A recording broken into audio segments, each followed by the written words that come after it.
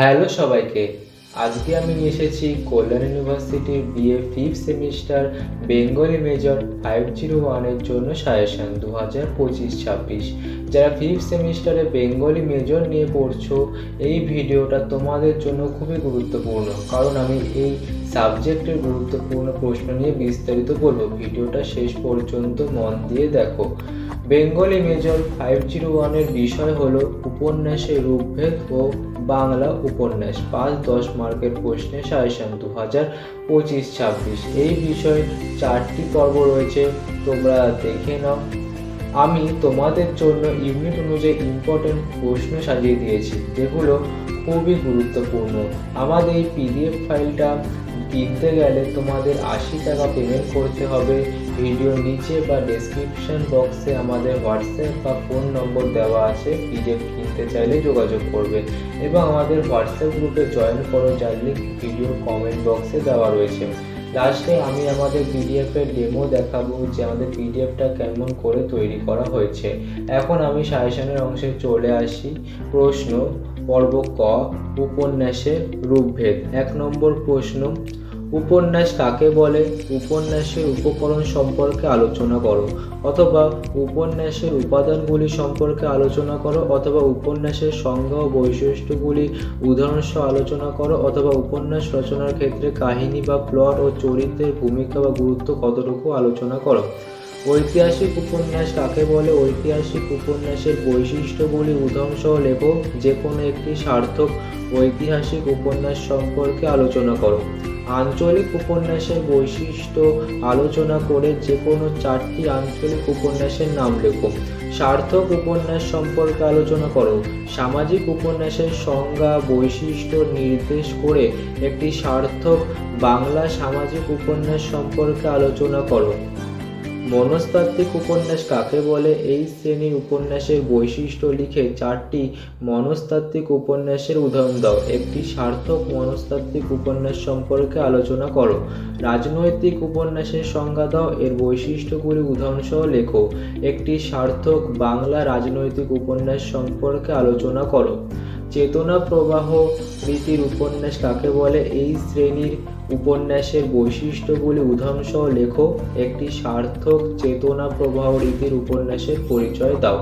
খ, রাজসিংহ বঙ্কিমচন্দ্র চট্টোপাধ্যায়। 1 নম্বর প্রশ্ন, একটি সার্থক ঐতিহাসিক উপন্যাস হিসেবে রাজসিংহ উপন্যাসের সার্থকতা বিচার করো, অথবা রাজসিংহ একটি সার্থক ঐতিহাসিক উপন্যাস কিনা বিচার করো, অথবা বঙ্কিমচন্দ্রের রাজসিংহ উপন্যাসটিকে ঐতিহাসিক উপন্যাসের মর্যাদা দেওয়া যায় কিনা ঐতিহাসিক উপন্যাসের বৈশিষ্ট্যের নিরিখে তা আলোচনা করো।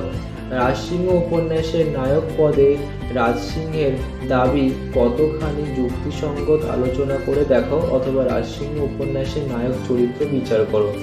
রবীন্দ্রনাথ যে উন্নিশাকে উপন্যাস অংশের নায়িকা বলে অভিহিত করেছেন, তুমি এই অভিমতটিকে গ্রহণযোগ্য বলে মনে করো কি?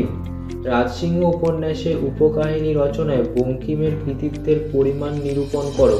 রাজসিংহ উপন্যাসের অন্যতম আকর্ষণীয় একটি পুরুষ চরিত্র হল মানিকলাল, আলোচনা করো। দরিয়া বিবির চরিত্রটি বিশ্লেষণ করো। যোধপুরী বেগম চরিত্রটি উপন্যাসের ক্ষেত্রে কতখানি অপরিহার্য আলোচনা করে দেখাও। রাজসিংহ উপন্যাসের অন্যতম আকর্ষণ চঞ্চল কুমারী, আলোচনা করো। রাজসিংহ চরিত্রটি বিশ্লেষণ করো। রাজসিংহ উপন্যাস অবলম্বনে ঔরঙ্গজেব চরিত্রটি বিশ্লেষণ করো। রাজসিংহ উপন্যাস অবলম্বনে জেব উন্নিশা চরিত্রটি বিশ্লেষণ করো। রাজসিংহ উপন্যাস অবলম্বনে উর্দিপুরী বেগম চরিত্রটি বিশ্লেষণ করো। রাজসিংহ উপন্যাস অবলম্বনে হাস্যরস বিচার করো। গ, পথের পাঁচালী বিভূতিভূষণ বন্দ্যোপাধ্যায়। 1 নম্বর প্রশ্ন, পথের পাঁচালী উপন্যাসের গঠন কৌশলের অভিনবত্ব সম্পর্কে আলোচনা করো। পথের পাঁচালী উপন্যাসে পথের প্রসঙ্গ বারবার ঘুরে ফিরে এসেছে। উপন্যাস অবলম্বনে পথের গুরুত্ব সম্পর্কে আলোচনা করো, অথবা সে পথের বিচিত্র আনন্দ যাত্রার অদৃশ্য তিলক তোমার ললাটে পুড়িয়েই তো তোমায় ঘরছাড়া করে এনেছি, ব্যাখ্যা করো। অথবা পথের দেবতা প্রসন্ন হাসিয়া বলেন, মূর্খ বালক, পথ তো আমার শেষ হয়নি, কার কথা বলা হয়েছে, পথের প্রসঙ্গটি ব্যাখ্যা করো। পথের পাঁচালী উপন্যাসের নামকরণের সার্থকতা বিচার করো। পথের পাঁচালী উপন্যাসে বল্লালী বলাই ও অক্রূর সংবাদ অংশের উপযোগিতা বিচার করো। পথের পাঁচালী উপন্যাস অবলম্বনে অপুর চরিত্রটি বিশ্লেষণ করো। পথের পাঁচালী উপন্যাস অবলম্বনে সর্বজয়া চরিত্রটির গুরুত্ব বিশ্লেষণ করো। পথের পাঁচালী উপন্যাস অবলম্বনে দুর্গার চরিত্রটি বিশ্লেষণ করো, অথবা পথের পাঁচালী উপন্যাস অবলম্বনে দুর্গার মৃত্যু প্রসঙ্গটি ব্যাখ্যা করো। পথের পাঁচালী উপন্যাসের 3টি মৃত্যুর উপযোগিতা আলোচনা করো, অথবা পথের পাঁচালী উপন্যাসের প্রথম মৃত্যু দৃশ্যটির তাৎপর্যটি সংক্ষিপ্তভাবে লেখো। ইন্দির ঠাকুরনের মৃত্যু দৃশ্যের অংশটুকু লিখতে হবে ভূমিকা উদাহরণ সহ। পথের পাঁচালী উপন্যাস অবলম্বনে ইন্দির ঠাকুরন চরিত্রটি বিচার করো। পথের পাঁচালী উপন্যাসের রানু ও অমলা চরিত্রের গুরুত্ব আলোচনা করো, অথবা অপুর সঙ্গে রানু ও অমলার সম্পর্ক বিশ্লেষণ করো। অপু দুর্গার চড়ুই ভাতিতে আর কে কে ছিল, চড়ুই ভাতির বর্ণনা দাও। পথের পাঁচালী উপন্যাসের ঈশ্বর চরিত্র হিসেবে সতু, পটু ও অজয় চরিত্র বিশ্লেষণ করো। পথের পাঁচালী উপন্যাসে হরিহর চরিত্রের গুরুত্ব আলোচনা করো। অপুর নিশ্চিন্দিপুর ছেড়ে যাওয়ার ঘটনাটি বিবৃত করো এবং এর মধ্যে দিয়ে অপুর নিশ্চিন্দিপুরের প্রতি যে ভালোবাসা প্রকাশিত হয়েছে তা আলোচনা করো। নীরেন ও দুর্গার সম্পর্ক প্রণয় কাহিনী নয়, স্ফুরণ মাত্র, আলোচনা করো। ঘ. জাগরী সতীনাথ ভাদুরী। রাজনৈতিক উপন্যাস হিসাবে জাগরী উপন্যাসের সার্থকতা বিচার করো। চেতনা প্রবাহ রীতির উপন্যাস হিসাবে জাগরীর সার্থকতা বিচার করো। সমকালীন ভারতীয় রাজনীতির ত্রিধারা সম্পর্কে সতীনাথের নিখুঁত পর্যবেক্ষণ জাগরী উপন্যাসের আবহ পরিমণ্ডল গড়ে তুলেছে, আলোচনা করো। জাগরী উপন্যাসে প্রতিফলিত কারা জীবনের প্রকৃতি বর্ণনা করো। উপন্যাসটিকে কারা উপন্যাস বলা যায় কি, তোমার অভিমত দাও। জাগরী উপন্যাসের নামকরণের সার্থকতা বিচার করো। জাগরী উপন্যাসের মা চরিত্রটি বিশ্লেষণ করে উপন্যাসে তার যোগসূত্র নির্ণয় করো। জাগরী উপন্যাসের 4টি চরিত্রের মধ্যে নীলুর অন্তর্দ্বন্দ্ব সর্বাপেক্ষা বেশি। নীলু চরিত্রটি বিচার করে মন্তব্যটির সত্যতা প্রতিপন্ন করো। জাগরী উপন্যাসে বীরুর চরিত্রটি সর্বাধিক গুরুত্বপূর্ণ কেন, সেই সম্পর্কে বিস্তারিত আলোচনা করো। জাগরী উপন্যাসে বাবা চরিত্রটির ভূমিকা ও গুরুত্ব সম্পর্কে আলোচনা করো। জাগরী উপন্যাসের কথন রীতির বৈশিষ্ট্য আলোচনা করো।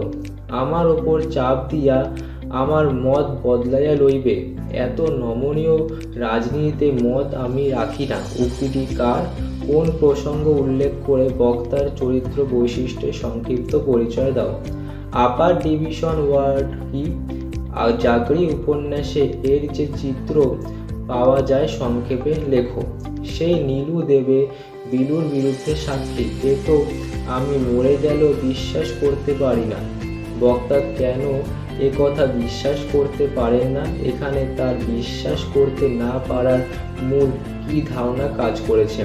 উপন্যাসের কোন প্রয়োজন সিদ্ধ করবার জন্য বিলুর ফাঁসির সংবাদ একেবারে শেষে দেওয়া হলো? জাগরী উপন্যাসের ভূমিকায় লেখক পরিবারটিকে রাষ্ট্রীয় পরিবার কেন বলেছেন সংক্ষেপে ব্যাখ্যা করো। বিলুর বিরুদ্ধে দেওয়া সম্বন্ধে নীলু কিভাবে আত্মপক্ষ সমর্থন করে? নীলুর দেওয়া সাক্ষ্য সম্পর্কে বিলু কি ধারণা পোষণ করে? তুমি যা ভালো বোঝো তাই করো, মেয়ে মানুষের আবার মতামত। কোন প্রসঙ্গে কার উক্তি, উক্তিটির তাৎপর্য ব্যাখ্যা করো। তুমি দেশের জন্য সব ছেড়েছ, কিন্তু আমাকে তো একটু স্বাধীনতা দাওনি। কার প্রসঙ্গে মন্তব্যটি করা হয়েছে? মন্তব্যটির মধ্যে বক্তার যে উপলব্ধি প্রকাশ পেয়েছে সংক্ষেপে ব্যাখ্যা করো। গাছে গাছে পাখির কাকলি, পাতায় পাতায় প্রভাত সমীরের দোলা, লাস্যময়ী পৃথিবী আবার নানা ছন্দে লীলায়িত হইয়া উঠিয়াছে। প্রসঙ্গ উল্লেখ করে উদ্ধৃত অংশটির ব্যাখ্যা করো। এইবার কেবল অগণিত জুতার শব্দ মাত্র নয়, গৌরী শৃঙ্গের চূড়া ভাঙিয়া পড়িতেছে কালবৈশাখীর উগ্র মাতন। উদ্ধৃত অংশে কোন চরিত্রের মানস অভিব্যক্তি ধরা পড়েছে? তার এরকম মনে হওয়ার কারণ কি? ঠাসা গড়ন পিটন মেয়েটার কাজ চালিয়ে নিতে পারত। কিন্তু এ কথা কার সম্পর্কে কে বলেছেন তার সংক্ষিপ্ত পরিচয় দাও। এই ছিল আমাদের সাজেশন প্রশ্ন। এখন তোমরা আমাদের পিডিএফ এর ডেমো দেখো। এই প্রশ্নগুলো পড়লেই তোমরা পরীক্ষাতে কমন পাবে, তাই দেরি না করে পিডিএফটা আমাদের কাছ থেকে সংগ্রহ করো। এই সাজেশনের পুরো পিডিএফটা আমি তৈরি করেছি, যেখানে প্রত্যেকটা ইউনিট অনুযায়ী গুরুত্বপূর্ণ প্রশ্ন, ছোট আর বড় প্রশ্নের সাজেশন দেওয়া আছে। আমাদের পিডিএফ এর প্রত্যেকটা প্রশ্ন পয়েন্ট আকারে রয়েছে, যাতে তোমরা ভালোভাবে বুঝে পড়তে পারো। পিডিএফটার দাম খুবই কম, মাত্র 80 টাকা। পিডিএফ কিনতে চাইলে ভিডিওর নিচে বা ডেসক্রিপশন বক্সে হোয়াটসঅ্যাপ বা ফোন নম্বর দেওয়া আছে, সেখান থেকে যোগাযোগ করবে এবং আমাদের হোয়াটসঅ্যাপ গ্রুপে জয়েন করো, যার লিঙ্ক ভিডিও কমেন্ট বক্সে দেওয়া রয়েছে। তাহলে আজকের ভিডিও এতটুকুই। যারা 5th সেমিস্টারে বেঙ্গলি মেজর নিয়ে পড়ছো, এই সাজেশনটা তোমাদের অনেক সাহায্য করবে। এমন আরও সাজেশন পেতে চ্যানেলটা সাবস্ক্রাইব করো এবং এই ভিডিওটা শেয়ার করো। ধন্যবাদ সবাইকে।